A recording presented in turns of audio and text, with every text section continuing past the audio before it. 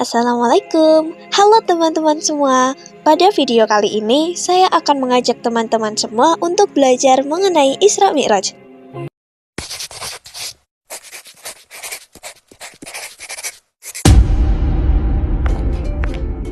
Apa sih itu Isra Mi'raj dan mengapa Isra Mi'raj itu dapat terjadi?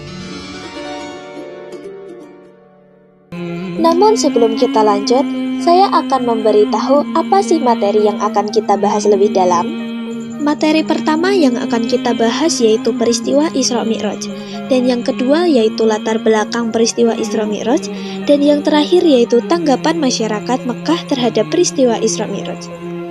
Tanpa menunggu waktu lama, langsung saja kita masuk ke materi yang pertama, yaitu peristiwa Isra Mi'raj.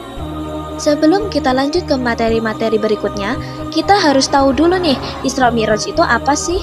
Isra Mi'raj berasal dari dua kata yaitu Isra dan Mi'raj.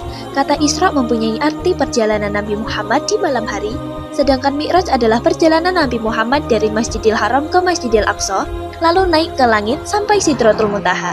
Dalam sejarah Islam, yang dimaksud dengan Isra Mi'raj adalah perjalanan Nabi Muhammad SAW di malam hari dari Masjidil Haram ke Masjidil Aqsa, lalu naik ke Sidratul Muntaha. Berawal dari kesedihan Rasulullah SAW karena dahulu kala dakwah Rasulullah ditolak oleh penduduk Taif. Penduduk Taif merupakan kota di Mekah di lereng pegunungan Sarawat. Kemudian meninggalnya dua tokoh besar Islam yaitu paman Rasulullah yang bernama Abu Thalib, dan 3 hari kemudian disusul oleh istrinya yang bernama Sayyidah Siti Khadijah. Hal ini membuat seluruh penduduk muslim semakin sedih, serta kaum Quraisy yang semakin memanfaatkan kesempatan ini untuk menyerang dan menghina Rasul terus-menerus. Di tengah kesedihan dan kesulitan yang dirasakan Rasulullah, Allah menunjukkan mukjizatnya yang sangat luar biasa. Pada malam itu, Rasulullah sedang di Hatim dekat Ka'bah. Malaikat Jibril datang menghampiri dan membelah dadanya, kemudian membersihkannya dengan air Zam-Zam. Selanjutnya, malaikat memenuhi hati Rasul dengan iman dan hikmah. Pada tanggal 27 Rajab tahun 621 Masehi, Malaikat Jibril bersama Buraq, seekor tunggangan yang berwarna putih dan bersayap, yang mampu melangkah secepat kilat, menjemput dan mengajak Rasulullah untuk melakukan Isra Mi'raj. Di mana Isra adalah perjalanan dari Masjidil Haram ke Masjidil Aqsa, dan Mi'raj adalah perjalanan dari Masjidil Aqsa ke Sidratul Muntaha. Dalam perjalanan Isra, dimulai dari Masjidil Haram dan berhenti pada 4 tempat untuk melakukan sholat sunnah 2 rakaat. Tempat berhenti tersebut ialah sebagai berikut.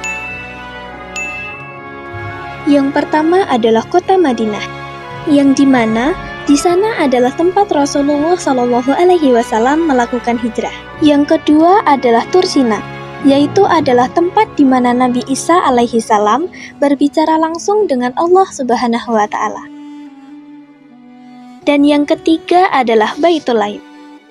Dijelaskan bahwa di sana adalah tempat kelahiran Nabi Isa alaihissalam. Dan yang keempat adalah Masjidil Aqsa, yang di sana adalah tempat Rasulullah SAW melakukan sholat sunnah 2 rakaat bersama para nabi sejak zaman Nabi Adam hingga Nabi Isa yang turun langsung dari langit. Rasulullah SAW lalu melanjutkan perjalanannya. Perjalanannya ini disebut dengan Mi'raj, yaitu perjalanan dari Masjidil Aqsa naik ke Sidratul Muntaha. Perjalanan yang begitu mustahil itu hanya ditempuh dengan 1 malam.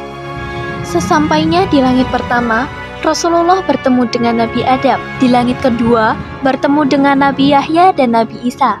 Kemudian di langit ketiga hingga ketujuh, bertemu dengan Nabi Yusuf, Nabi Idris, Nabi Harun, Nabi Musa, dan Nabi Ibrahim. Kemudian Rasulullah SAW menuju ke Sidratul Muntaha, menghadap langsung kepada Allah Subhanahu wa Ta'ala. Ketika menghadap Allah, Rasulullah mendapat perintah sholat, di mana perintah sholat adalah sebuah prasarana untuk mengabdikan diri kepada Allah Subhanahu wa Ta'ala, juga sebagai jembatan untuk menuju surga. Setelah selesai berdialog dengan Allah Subhanahu wa Ta'ala, Rasulullah kembali ke kota Mekah. Namun di tengah perjalanannya, Rasulullah bertemu dengan Nabi Musa alaihissalam dan ditanya berapa banyak salat yang harus dikerjakan. Dan Rasulullah SAW menjawab 50 waktu. Kemudian Nabi Musa alaihissalam meminta Rasulullah kembali kepada Allah dan meminta keringanan. Rasulullah pun kembali meminta kepada Allah Subhanahu wa Ta'ala untuk diberi keringanan.